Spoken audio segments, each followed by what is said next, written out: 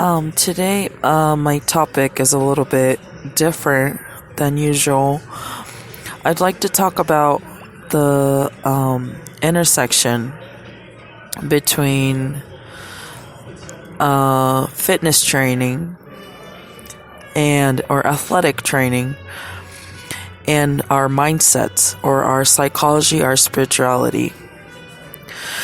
So the other day I was thinking of when I was looking at a football game, and some of the players I've noticed seemed like when the main frame of the game is at a certain angle, they struggle more than the other movements that they were making.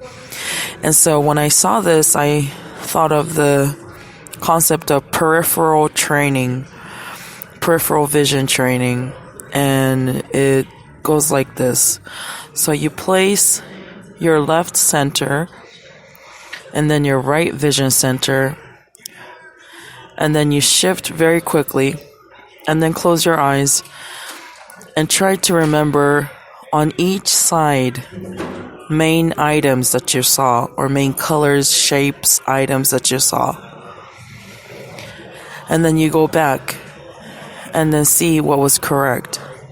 And the purpose of this is to try to shift your vision as fast as you can, but at the same time gain reliable, stable information from your vision switch. And I thought of, and so when you do this, you usually get dizzy. You usually get very dizzy because you're trying to speed up your eye movement, your visual center, and at the same time you're trying to over focus. Because usually when we're looking around, I don't think we're always trying to count, okay, that's there, this is here, and these are the colors that I saw.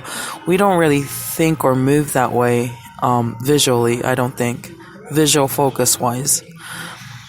So when you do this, switch your eyes from left center to right center to left center, and then try to remember or memorize as many items as you can.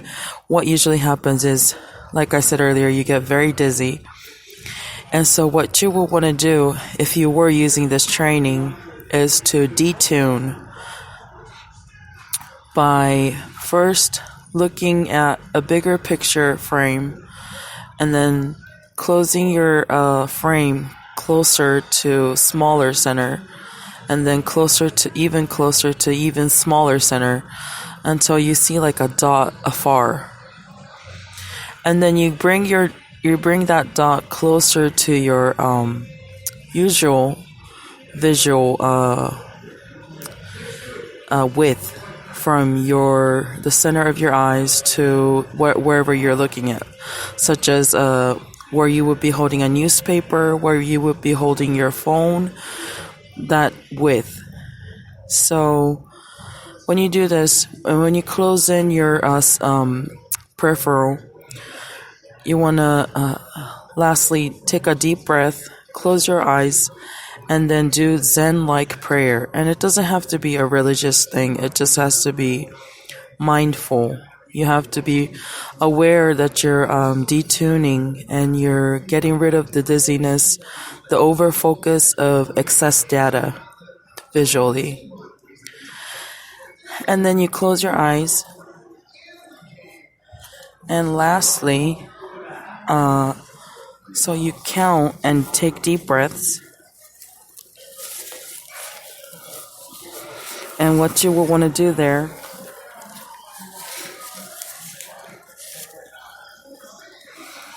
is make sure your main focus is you're kind of calming your senses down, your nerves down, so that when you go back, when you open your eyes back open, after taking those deep breaths, with the conceptualization of mindful prayer or mindful calm in your brain, in your mindset, in your mind, and in your emotions. You take down the notes of what was on the left side and what was on the right side, and write as much details as you can, including the shapes, the condition, the colors, what maybe things like what it reminded you of.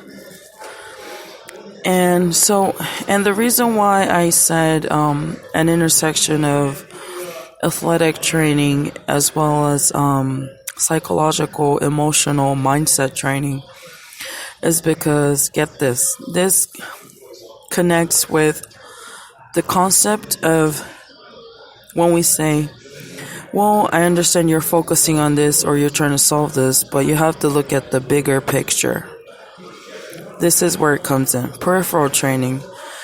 It is like when we look at the bigger picture, is it possible that we lose the smaller pictures? That we keep looking at the bigger picture so much that we don't account for, our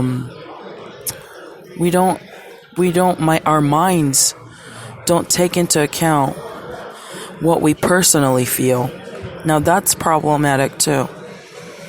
It's not just a blatant, bigger pictures are always good.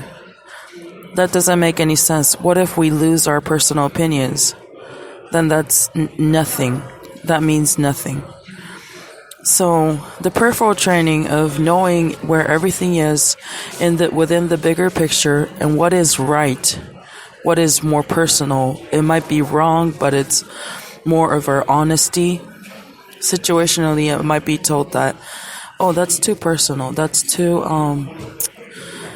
impolitical, maybe even. But it's our most honest views.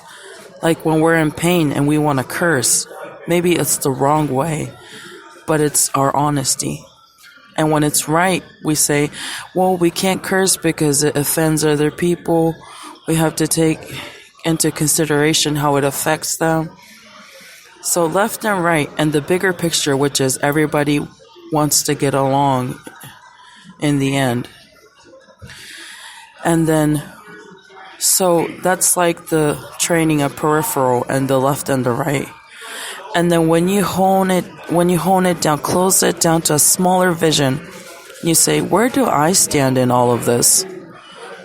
That's where, the bigger picture, the overwhelming feeling of you have to be holy, you have to be this bigger person all the time, goes away when you close it into, but what does this all mean for me? And what is the best version of my outcome personally in my own private life? And when you say that, it becomes, okay, so what do I want to do? What is the significance? What is the occasion's significance to me personally? Then that's where you can start actually planning the actual steps. Because, yes, you can have the bigger picture, like do great things, do better for humanity, change the world. And what are the actual steps that you're going to take? You can't ever figure that out if you don't consider what your personal, truthful, most honest opinions are versus what you think is right, and at the end, where you stand in all of those things. And so when you figure that out, you say, okay, now I think I see the next step, the very small but the very next step that I can take, which is realistic, factualistic, actualistic, and something that I will make sure to get done. So that's what I wanted to talk about today. It's a little bit different. It's a little bit of a mixture of ideas and theories, but I wanted to include that because it really hit me how that shift really changes everything, the peripheral versus the specific. When I was watching a sports game, football game, that's when it hit me. So that's what I wanted to talk about for today, Sunday, November 1st, 2020. I hope you have a wonderful Sunday, and speak with you again soon.